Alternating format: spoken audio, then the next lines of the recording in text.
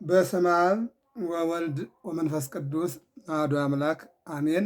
በዓለም ላይ የምትኖሩ ኦርቶዶክሳውያን እግዚአብሔር ልጆች ሰላም እግዚአብሔር ይብዛላችሁ።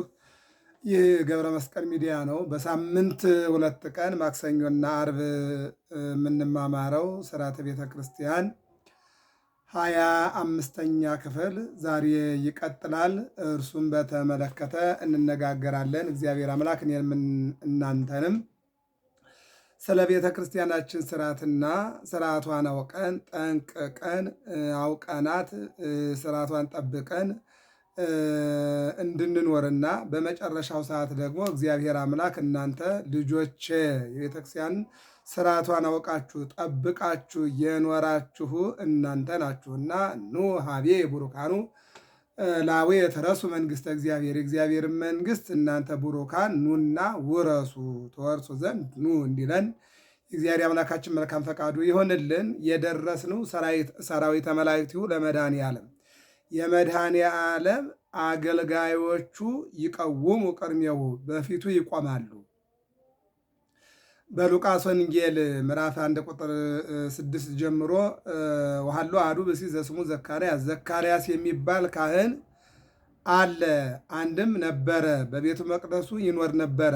ማዕጠንቱን እያጠነ ጸሎቱን እያቀረበ የምዕመናንን ጸሎትና እንባቸውን መስዋዕታቸውን ከእሱ ጸሎት ጋራ ከጢሰ ቅታሬው ጋራ ወደ እግዚአብሔር እያቀረበ በቤተ መቅደሱ ዘካርያስ የሚባል ካህን ነበረ ይላል። ይሄ ራእይ 8 ላይ የምዕመናን ጸሎት የመስዋዕታቸው እንዲሁም ጊዜያቸው እንዲሁም እንባቸው እንዲሁም ስግደታቸው ስጦታቸው ከአገልግሎታቸው ጋራ ወደ ካህኑ ይቀርባል። ካህኑ ደግሞ ከሚያቀርበው ጢሰ ቅታሬ ጋራ ከማዕጠንቱ ጋራ ወደ የእግዚአብሔር መልአክ ይመጣና በጢሰ ቅታሬው ያለውን የሞላውን የምዕመናን አገልግሎትና ስዕለት አስራት በኩራት በሙሉ ጊዜያቸውን ጸሎታቸው መባቸውን ይዞ ወደ እግዚአብሔር ያቀርባል ማለት ነው። ለዚህ ነው በዚህ የሐዋርያት ሥራ ምዕራፍ 10 ላይ ቆርኔሌዎስን በ9 ሰዓት ላይ መልአኩ መጣና ጸሎትህ፣ ልመናህ፣ መስዋዕትህ፣ ስግደትህ፣ ስጦታህ በሙሉ ከጊዜህ ጋራ ወደ እግዚአብሔር ቀርቦልሃል፣ መስዋዕትህ አድርጎልሃል፣ ደስ ይበልህ አለ ይላል። የቆርኔሌዎስ እንግዲህ 100 አለቃ ነው። የ100 አለቃው ስጦታ፣ የ100 አለቃው ምጽዋት፣ የ100 አለቃው ስግደት፣ የ100 አለቃው ስጦታና ይልቁንም አገልግሎቱ፣ ስግደቱ፣ መባው በሙሉ ወደ እግዚአብሔር እንዳረገ መልአኩ መጣና ስጦታህ፣ መባህ፣ ጸሎትህ፣ ስግደትህ ሁሉ ወደ እግዚአብሔር አድርጎልሃል አለው። እግዚአብሔር አምላክ ጸሎታችን እንዲቀበል የአምላካችን የእግዚአብሔር መልካም ፈቃድ ይሁንልን። ለዚህ ነው እንግዲህ ወደ ዘካርያስ ወሃሎ አሐዱ ብእሲ ዘካርያስ የሚባል ሰው ነበረ፣ ሚስቱም ኤልሳቤጥ ትባል ነበር። ወክልኤሆሙ ፈራያነ እግዚአብሔር ባልና ሚስት እግዚአብሔርን ይፈሩ ነበረ ይላል። እግዚአብሔርን መፍራት ለሁላችንም እግዚአብሔር ያድለ። ይፈሩ ነበረ፣ ያከብሩ ነበረ፣ ስርዓቱን ይጠብቁ ነበረ፣ ሕጉን ያከብሩ ነበረ ማለት ነው። በኑሯቸው ውስጥ ትልቁ ቦታቸው እግዚአብሔር ማክበር ፈሪሃ እግዚአብሔር ነው። አምልኮተ እግዚአብሔር ነው። ጾም ነው። ጸሎት ነው። ምጽዋት ነው። ትልቁ ሕይወታቸው በእግዚአብሔር ቤት መገኘት ነው። ለእግዚአብሔር ምስጋና ማቅረብ ነው። እሷ በሴቶች መቋሚያ ቆማ ጸሎት ማቅረብ፣ እሱ ደግሞ በቤተ መቅደሱ ተገኝቶ ማዕጠንቱን ማስታኮት ነበረ ይላል። በዚህን ጊዜ የእግዚአብሔር መልአክ ቅዱስ ገብርኤል መጣና ምን አለው? በእግዚአብሔር ፊት የምቆመው ቅዱስ ገብርኤል ነኝ አለው ነው የሚለው። እዚህ ላይ ነው እንግዲህ ሰራዊተ መላእክቲሁ የመድኃኔ ዓለም ሰራዊተ መላእክቲሁ ለመድኃኔ ዓለም የመድኃኔ ዓለም አገልጋዮቹ፣ የመድኃኔ ዓለም ሰራዊቶቹ፣ የመድኃኔ ዓለም ተላላኪዎች፣ የመድኃኔ ዓለም እነሆ እሱ የመረጣቸውን እንዲያገለግሉ ሰራዊቱ ይቀውሙ ቅድሜሁ ለመድኃኔ ዓለም በመድኃኔ ዓለም ቀኝና ግራ ፊትና ኋላ ይቆማሉ። ይቀውሙ ቅድሜሁ በፊቱ ይቆማሉ። ለዚህ ነው ቅዱስ ገብርኤል ምን አለ? በእግዚአብሔር ፊት የምቆመው ገብርኤል ነኝ አለው ለካህኑ ለዘካርያስ።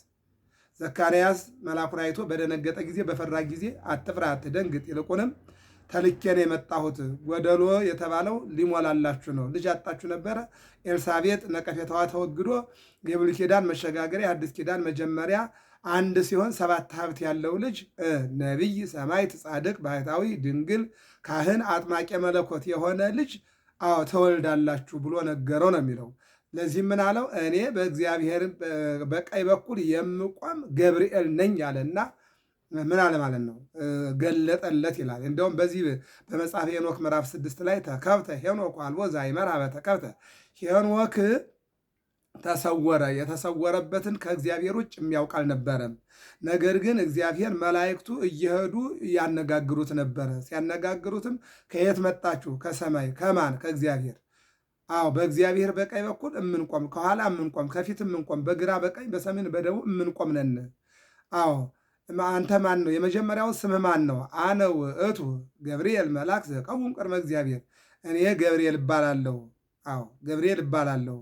ገብርኤል ማለት እግዚ ወሰብ አምላክ ወገብር እግዚ ገብርኤል ብሂል ብእሲው አምላክ መሀበ እግዚአብሔር ዘተፈነወ ላይ ከእግዚአብሔር የምላክ አንድም የተላኩኝ ሰውና አምላክ የምባል መልአክ ነኝ።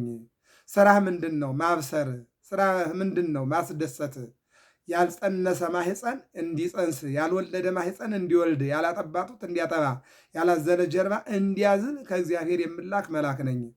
ወካልኡ መጻ ይላሉ። ሁለተኛ መልአክ መጣ። ማነው ስምህ አልኩት። ሚካኤል። ስራ ምንድን ነው? እስመ በዲበ ሰናይቱ ለሰብእ አዛዚ፣ በእግዚአብሔር ፊት የምቆም ነኝ እኔም አለው። ወሳልሱ መጻ። ሶስተኛው መጣ። ማነህ አልኩት። ዑራኤል። ምንድን ነው ስራህ? በመብረቅና በነጎድጓድ የምታዘዝ መልአክ ነኝ አለኝ ይላል። ወራቡ መጻ። አራተኛው መጣ። ማንህ አልኩት። ሩፋኤል። ስራ ምንድን ነው? ፈታሕ ማኅፀን። እንዲህ እያለ ሰባቱ ሊቃነ መላእክት እየመጡ ያነጋግሩት ነበር ይልና እነዚህ ሁሉ ሰራዊተ መላእክቱ ለመድኃኔ ዓለም ይቀውም ቅድሜሁ ለመድኃኔ ዓለም፣ በመድኃኔ ዓለም ፊት የመድኃኔ ዓለም አገልጋዮቹ ይቆማሉ ይላል። ይቀጥልና ወይኬልልዎ ለመድኃኔ ዓለም ሥጋሁ ወደሙ ለመድኃኔ ዓለም፣ የመድኃኔ ዓለም አገልጋዮቹ መድኃኔ ዓለምን ይጋርዳሉ። ይልቁንም የክርስቶስ ሥጋና ደም ሥጋው ደግሞ ለመድኃኔ ዓለም የክርስቶስን ሥጋና ደም ይጋርዳሉ። አንድም የክርስቶስን ሥጋና ደም ለሚቀበሉ ምዕመናን ይጠብቃሉ። በሌላ መልኩ የክርስቶስን ሥጋና ደም ለሚቀበሉ መላእክት ይፈቅዳሉ። ዘይተገብረ ለመላእክት ተገብረ ለካህናት ወለምዕመናን፣ ለመላእክት ለራሳቸው ያልተፈቀደላቸው ለካህናትና ለምዕመናን የተፈቀደላቸውን የክርስቶስ ሥጋና ደም እንዲቀበሉ ይፈቅዱላቸዋል።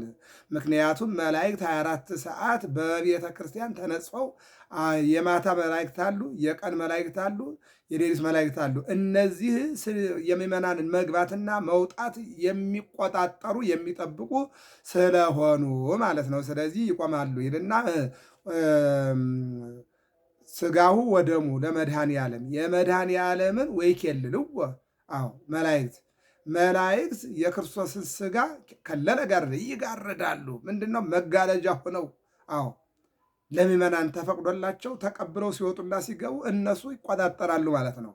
ይቀጥልና ወንፍጻ ቅድመ ገጹ ለመድኃኔ ዓለም በአሚነ ዚአሁ ለክርስቶስ ንገኒ። ወንፍጻ ቅድመ ገጹ በአምላካችን ፊት አዎ እንደርስ ዘንድ ወንፍጻ ቅድመ ገጹ ለመድኃኔ ዓለም በመድኃኔ ዓለም ፊት እንደርስ ዘንድ ወንፍጻ ቅድመ ገጹ ለመድኃኔ ዓለም በአሚነ ዚአሁ ለክርስቶስ ንገኒ። በሱ ፈቃድ በሱ እሽባይነት በሱ ቸርነት በፊቱ ቀርበን በአሚነ ዚአሁ ለክርስቶስ ንገኒ በፊቱ እንድንገዛ መላእክት መንገዱን ይገልጣሉ፣ ይከፍታሉ። ስለዚህ ሰራዊተ መላእክቲሁ የሚለውን በቤተክርስቲያናችን ሰራዊት 3 ጊዜ መባሉ የሶስትነት ቃሉ አለመለወጡ የአንድነት ምሳሌ ይላል። አሁን ለምሳሌ ሰራዊተ መላእክቲሁ ሰራዊተ መላእክቲሁ ሰራዊተ መላእክቲሁ እያለ 3 ጊዜ ነው። 3 ጊዜ መባሉ የሶስትነት ነው። አንድ መሆኑ ሰራዊተ መድኃኔ ዓለም እያለ መሄዱ ደግሞ አንድነቱን የሚያመለክት ነው ማለት ነው። አንድነቱን የሚያመለክት ነው። ስለዚህ ቅዳሴ በተቀደሰ ቁጥር ሰራዊተ መላእክቱ የሚለው አይቀርም። በዚህ በቅዳሴው የክርስቶስ የእግዚአብሔር አንድነት ሶስትነት የሚነገርበት የሚተረጎምበት የሚዘመርበት የሚነገርበት ሰዓት ስለሆነ ማለት ነው። ሌላው እዚሁ ላይ ሰራዊተ መላእክቱ የሚሉት ከውስጥና ከውጭ ሆነው ነው። ከመጋረጃ በአፋ ሰራዊት የሚሉት ንፍቅ ቄስና ንፍቅ ዲያቆን ህዝቡ የነቢያት ከመጋረጃ ውስጥ ሰራዊት የሚሉት ሰራየ ካህን ገባሬ ሰናዩ ካህንና እንዲሁም ገባሬ ሰናዩ ዲያቆን አብሪ ካህን የሐዋርያት ምሳሌ ናቸው። በሁለት መልኩ ነው። ውስጥ ላይ ያለው ገባሬ ሰናዩ ቄስ አለ፣ ገባሬ ሰናዩ ዲያቆን አለ፣ የሚያስቀድሱ ሊቃውንት አሉ። ከነሱ ጋር እንደውም ከሊቃውንቱ አንዱ ሰራዊት ይላል። ከውስጥ ደግሞ ንፍቅ ቄስና ንፍቅ ዲያቆን እየተቀያየሩ ይላሉ ማለት ነው። ውጭ ያሉ የሕዝቡና የነቢያት ምሳሌ ሲሆን ውስጥ ያሉት ደግሞ እነሆ የሐዋርያት ምሳሌ ናቸው ይላል። ከውስጥና ከውጭ አሁን ቡራኬውንም አይተናል። የውስጥ ቡራኬ 21 የውጭ ቡራኬ 21 አጠቃላይ 42 ብለናል አይደለ? ስለዚህ ቃለ እግዚአብሔሩ በውስጥና በውጭ ነው የሚባለው ማለት ነው። በውጭ ነው። ካህናቱ ከሁለት ይከፈላሉ። ንፍቁ ዲያቆንና ንፍቁ ቄስ ውጭ ላይ ይሄዳሉ። ገባሬ ሰናዩ ቄስና ገባሬ ሰናዩ ዲያቆን ከአብሪው ዲያቆን ጋር ከተጨማሪው ዲያቆን ጋር ውስጥ ላይ ይሆናሉ። ከዚያ ደግሞ የሚያስቀድሱ እንደ ጳጳስ፣ እንደ ሊቀ ጳጳስ፣ እንደ አለቃ፣ እንደ አብነት መምህራን ያሉ ውስጥ ላይ ያሉ አው ዜማውን ጠንቅቀው የሚያውቁ ይናገራሉ። ውጭ ያሉት ደግሞ ይከተላሉ ማለት ነው።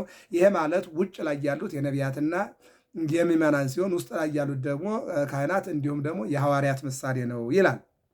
ይቀጥልና ሰራዊቱ ካለቀ በኋላ ንፍቁ ዲያቆን እንዲህ ይላል፣ አርኅዉ ሀተ መኳንንት፣ መኳንንት ደጁን ክፈቱ። አንድም መኳንንት ደጆችን ክፈቱ፣ በር ክፈቱ ወይም መጋረጃ መክፈት ማለት ነው። ይሄ ማለት ጌታ በገበያ ቀን በአደባባይ የመሰቀሉ ምሳሌ ነው። አዎ ሰውነቱ ያ ሱራፌልና ኪሩቤል ዘውድ እንዲቀዳጁ ያደረገ እኔና እናንተን በልብስ የከደነ አምላክ በአደባባይ ልብሱ ተገፎ የመሰቀሉ ምሳሌ። መጋረጃውን ክፈቱ፣ መንበሩ ይታይ፣ ጽላቱ ይታይ፣ ታቦቱ ይታይ ማለት ምንድነው? ጨካኞች አይሁድ ልብሱን ገፈው የክብር ልብሱን ወተካፈሉ አልባሴ ለርእሶሙ፣ ልብሴን ለራሳቸው ተካፈሉ ተብሎ አስቀድሞ በልበ አምላክ ዳዊት ከ1000 ዘመን በፊት እንደተነገረ ልብሱን ተካፍለው ቀይ ግምጃ አልብሰው የመከራ ማለት ነው፣ ለእኛ መከራ መልበሱ ማለት ነው። ስለዚህ ያ መጋረጃው መኳንንት ደጁን ክፈቱ ማለት ምንድነው? በጲላጦስና በሄሮድስ ፈቃድ አይሁድ የክብር ልብሱን ገፈው ራቁቱን አድርገው ቀራንዮ ላይ ማቆማቸውን መናገር መሰቀሉን መናገር ነው ማለት ነው።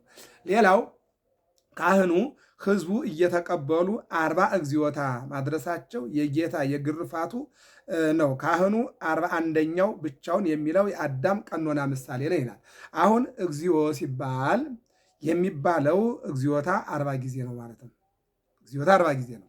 ትዝ ካለን ከምሽቱ 3 ሰዓት ጀምሮ ጌታን ከያዙት በኋላ ይሁዳ በ30 ብር አሳልፎ ሰጠ። ወደ ሐናና ወደ ቀያፋ ቤት ወሰዱት። ከወሰዱት በኋላ ይሄ ጨዋታ እየተጫወቱ ገበጥዮሽ ይባላል፣ የጠጠር ጨዋታ ነው። እየተጫወቱ 40 ሳይሞላ ጳውሎስም ተናግሯል። 40 ሲጎድል ገረፉኝ እያለ ተናግሯል። እና 40 ሳይሞላ 39 ሲደርስ ረሳ ነው እንደገና ቁጥር እያሉ እየመላለሱ እየመላለሱ 40 እያሉ 39 ሲደርስ እንደገና ደግሞ አንድ በል እያሉ 40 እንዳይሞላ ከሞላ ሊቆም ነው ማለት ነው። 6666 ግርፋ ገርፈውታል። 39 ሲደርስ እንደገና አንድ በል እያሉ ይህንን 40 ጊዜ እግዚኦታ የምንለው ካህኑና ሕዝቡ እየተቀበሉ 40 እግዚኦታ ማድረሳቸው የጌታ የግርፋቱ ምሳሌ ሲሆን ካህኑ 41ኛውን ብቻውን የሚለው የአዳም ቀኖና ምሳሌ ነው። አዳም ከበደለ በለስን ከበላ በኋላ እንደገና ቀኖና ገብቶ ነበረ። ባህር ውስጥ ገብቶ ከሔዋን ጋር እንደገና 39 ቀን ሲደርስ አንድ ቀን ሲቀረው ዲያብሎስ መጣና ውጡ ተብላችኋል ብሎ እንደውም 35 ይላሉ ሊቃውንት። 5 ቀን ሲቀረው ውጣ በቃ ሱባኤን ጨርሳል ብሎ ዲያብሎስ አውጥቶ እንደገና ወደ ጨለማና ወደ ውርደት አደባባይ አውርዶታል። ቀኖናውን አልጨረሰም ማለት ነው። ቀኖናውን ቢጨርስ ኑሮ ይቅር ሌላው ነበር እግዚአብሔር። ነገር ግን አልሆነም ማለት ነው። የዛ ምሳሌ ነው ብለዋል። ሌላው ደሙን ሲቀበል 2 ጊዜ አሜን ወአሜን መባሉ ደሙ 2 ጊዜ ከሞቱ በፊትና ከሞቱ በኋላ የመፍሰሱ ምሳሌ ነው ይላል። ደሙን ሲቀበል 2 ጊዜ አሜን ወአሜን መባሉ ደሙ 2 ጊዜ ከሞቱ በፊትና ከመሞቱ በኋላ የመፍሰሱ ምሳሌ፣ ከስጋው ጋር 3 ጊዜ መባ ከስጋው ጋር 3 ጊዜ አሜን መባሉ ለቀድሶ ስጋ ወነፍስ ወመንፈስ ስጋው መቆረሱን ይተረጉማል። ለቀድሶ ስጋ ወነፍስ ወመንፈስ ለቀድሶ ስጋ ወነፍስ ወመንፈስ ስጋው መቁረሱን ይተረጉማል ይላል። ስለዚህ በአጭሩ ያው ስጋውና ደሙ ስንቀበል አሜን አሜን ያው ይላል 3 ጊዜ። ይህንን ስራ ጠብቆ የክርስቶስ ስጋና ደም ተቀብሎ የእግዚአብሔር መንግስት ለመውረስ ራስን ማዘጋጀት ነው ማለት ነው።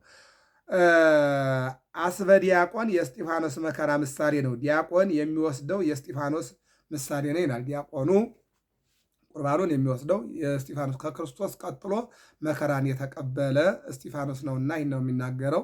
ከቄሱ ቀጥሎ ቄሱ የክርስቶስ ነው። ከዚያ ቀጥሎ ዲያቆኑ የእስጢፋኖስ ነው። የመጀመሪያው መከራ በክርስቶስ ላይ ያረፈ፣ ቀጥሎ ደግሞ ያረፈው በእስጢፋኖስ ላይ ነውና ይህንም በተመለከተ ቤተክርስቲያናችን ጥርት አድርጋ ስርዓት ታስተምራለችና ይህን ስርዓት ተምረን አውቀን ስጋውና ደግሞ እንድንቀበል የአምላካችን የእግዚአብሔር መልካም ፈቃዱ ይሆንልን። ገብረ መስቀል ሚዲያ ነው። ይህንን ስርዓተ ቤተክርስቲያን ጥሩ አድርጋችሁ እየተማራችሁ ስንቀበል ዝሞ መቀበል አይደለም። አሜን ወአሜን ይሁንልኝ ይደረግልኝ እግዚአብሔር ይፍቀድልኝ ብላችሁ ተቀበሉ። ወንጌል ስትሳለሙ ዛቲ ካህኑ ዛቲ ይእቲ ፍኖታ ለሰማይ የሰማይ መንገዷ ይችላት ማን ወንጌል የሰማይ መንገድ ናት። ዛቲ ይእቲ ፍኖታ ለሰማይ ብሎ ሲያሳልም አሜን ተኮነነ መርሃ ለመንግስተ ሰማያት የመንግስተ ሰማያት በር ትሆነን ብሎ አሜን ወአሜን ብሎ መሳለም ምንን ወንጌልን ምንን መቅደምን ምንን መጻሕፍትን የጸሎት መጻሕፍትን በሙሉ ስንሳለም እንደዚህ ነው ማለት ነው። ገድላትን ተነበው ሲያልቁ የምንሳለመው እንዲህ ነው። ሲቀጥል ስጋውን ስንቀበል ደግሞ ለሕይወተ ስጋ ወነፍስ ለስጋችን መጠገኛ ለነፍሳችን መዳኛ አሜን ወአሜን ይሁንልን ይደረግልን ብለን መቀበል እንዳለብን ይህን ስራ ጥንቅቅ አድርጎ ተምሮ ማድረግ ነው ማለት ነው። ገብረ መስቀል ሚዲያ ነው። ሰብስክራይብ፣ ላይክ፣ ሸር አድርጉ። ሚዲያውን አሳድጉ። እንጨርሰዋለን። ያልቃል። ላያልቅ የተጀመረ የለም። ላንማረው ላናውቀው ደግሞ የሚተረጎም የለምና አውቀን ተምረን አድርገነው የመንግስቱና የጽድቁ ባለቤት እንዲያደርገን የአምላካችን የእግዚአብሔር መልካም ፈቃዱ ይሁንልን። አነሳስቶ ላስጀመረን አስጀምሮም ላስፈጸመን ለአምላካችን ክብር ምስጋና ይድረሰው። አሜን።